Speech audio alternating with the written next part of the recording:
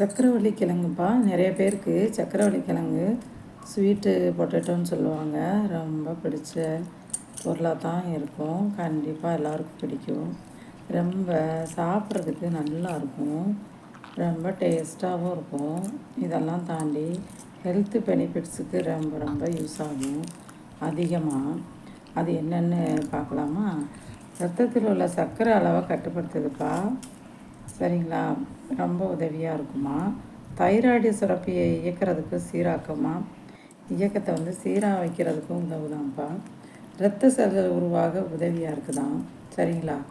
எலும்பு பற்கள் அதெல்லாம் உறுதியாக இருக்கிறதுக்கு ரொம்ப ஹெல்ப் பண்ணுது அப்படின்னு சொல்கிறாங்கப்பா. அதே மாதிரி பளபளக்கும் சருமத்தையும் தொடர்ந்து சாப்பிட்டா கிடைக்குமா. இந்த கிழங்கு சாப்பிட்டா நமக்கு சருமம் பளபளக்குமாப்பா.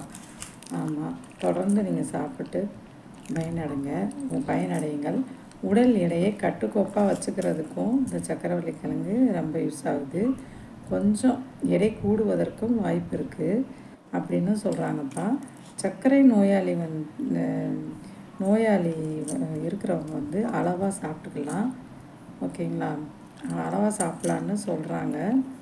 நுரையீரல் சம்மந்தமானதுக்கு ரொம்ப ரொம்ப நல்லதுன்னு சொல்கிறாங்க. ஓகேவா? ஸோ இதை எல்லோரும் கண்டிப்பாக உணவில் எடுத்துக்கங்க. ரொம்ப நல்லது. சர்க்கரை நோயாளிகள் மட்டும் பார்த்து அளவாக சேர்த்துக்கோங்க அப்படின்னு சொல்கிறாங்கப்பா. ஓகேவா? ஓகே, பாய். பிடிச்சிருக்கவங்க லைக் பண்ணுங்கள், சப்ஸ்கிரைப் பண்ணுங்கள், கமெண்ட் பண்ணுங்கள்.